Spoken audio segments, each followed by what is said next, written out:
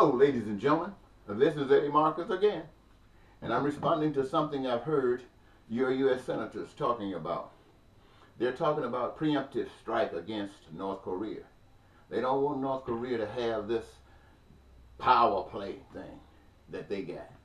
They say for him to have it, it's a threat against so many other neighboring powers, and we got to break his back, to have him sit back and don't do anything that threatens us, make us think, because we will wipe him out with all that power we got. That's bully talk, ladies and gentlemen of the public. Listen to me. That's bully talk.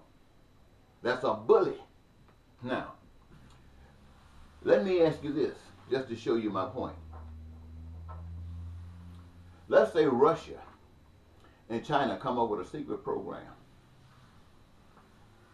and they're working on an intergalactic type of defense mechanism that would kind of basically defeat any type of nuclear weapons or missiles that's flying anywhere across out there. Just wipe them out of the sky. Russia and China working on that together.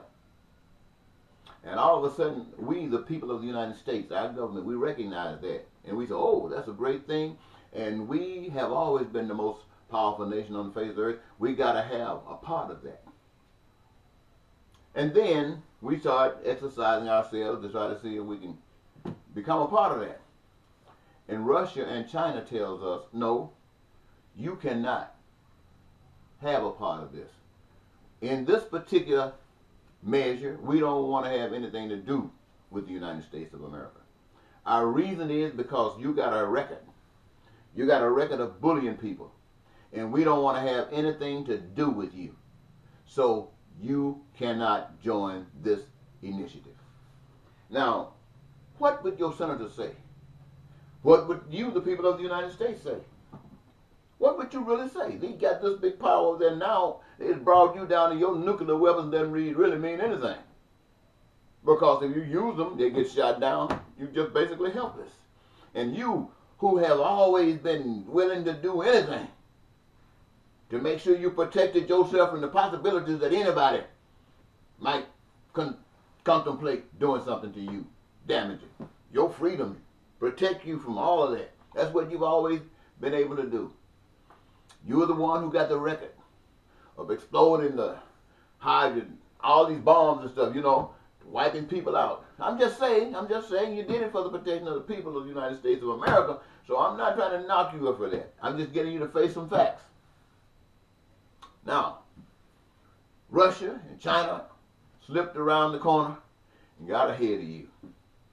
Now they got some things that would reduce you to North Korean level.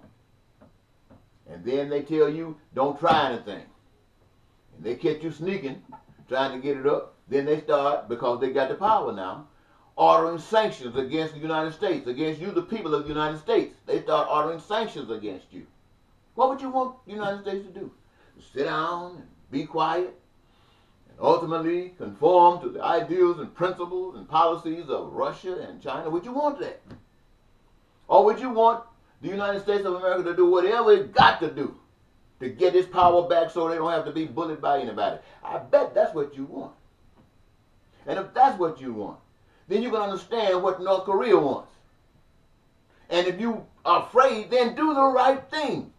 Stop trying to force people into positions. Treat people the way you're supposed to be treated, and you don't have to fight anybody. Golly, America. Churches, where are you? Where are your voices? Why are you just constantly trying to go to start get money? Flying around in jets to tell people how wonderful life's going to be after they die. How in the heck do you know? How in the heck do you know? And let's say by chance you do get there. And in order to maintain that heavenly state, you have to do there the same things that would have been required here. But you got no practice. All you got practice in is just submitting to whatever tells you, shut up. And that's what you go along with. Come on, people. We don't have to be going through this. I listen to these Republicans. These guys won war. I'm with them to the hilt. Look, I know a lot of you guys don't believe in the Bible.